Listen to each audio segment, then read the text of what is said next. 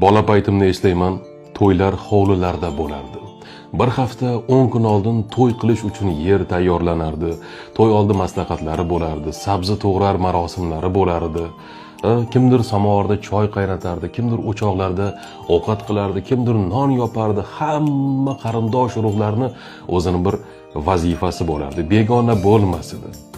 To'y boshlanishi bilan u yoqdan bu yoqqa bolalar shataloq otib o'ynardi. O'zgacha bir fayzi bor edi.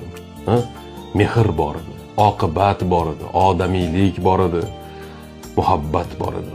Bugunchi? Bugun pulini beryapmiz, to'y xizmatlari ma'lum bir haq evaziga mana shu xizmatlarni hammasini ko'rsatyapti. Qarindosh urug'lar esa 6:00 ga 10 daqiqa qolganda to'yga arang yetib kelyapti.